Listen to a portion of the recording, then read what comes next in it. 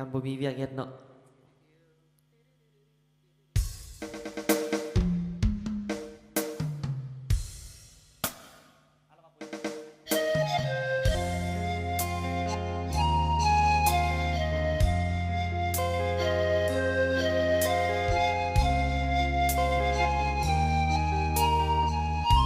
โอเคฮอดปี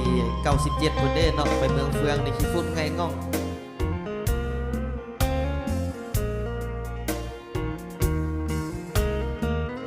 สมัยบ่ทันมีไฟฟ้า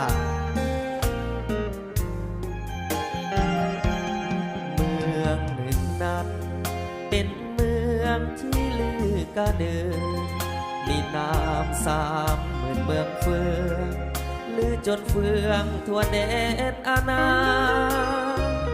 ถึงแม้นเป็นเมืองอยู่ตามห้องผู้วางพาเจ้ายังสดสวยงามตาดังเทวา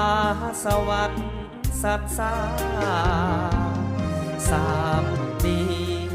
เป็นเมืองฟุ้งสนฝันไฟทิวทัศน์ก็งามจับใจมีลายไปทั่วทุกทิศทางหากใครได้เห็น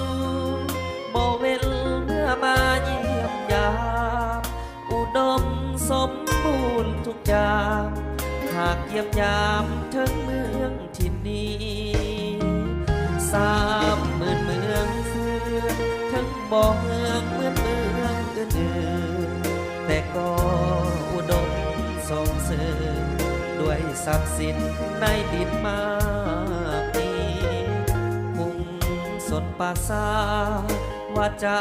ก็หวานเลือดีถือกันเป็นมีไมตรีเมื่อมีเมืองอื่นเยี่ยมยาม30,000นี้เป็นเมืองนับว่าเป็นหนึ่งผู้พาสูงสานสาบซึ้งสวยสง่าละวันงดงามพาตึงพาเลืองเต่งแสงเมื่อยามคอยคำพาท่อนอคำแสนงามเป็นมิ่งควันประดับของเมือง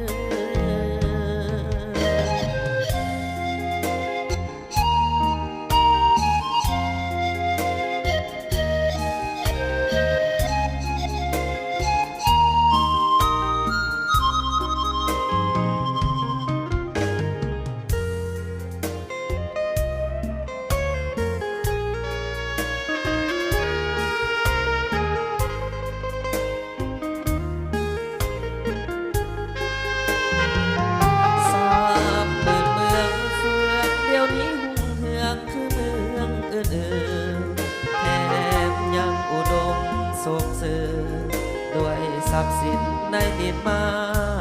กมีพุ่งสนปราสาทวาจาก็หวานหรือดีถือกันเป็นมีไมตรีเมื่อมีเมืองอื่นเยี่ยมยาม30,000นี้เป็นแดนนับว่าเป็นหนึ่งผู้พาสูงสานสาบซึ้งสวยสง่าละวันงดงามพาตึงพาเลือกเป่งแสงเมื่อยามคอยขับพาท่อดอกคำแสนงามเป็นมิ่งควันประดับของมือขอบใจเด้อสำหรับมือสโลว์และมือคีย์บอร์ดเนาะอย่าบอกได้ว่าลืมอัด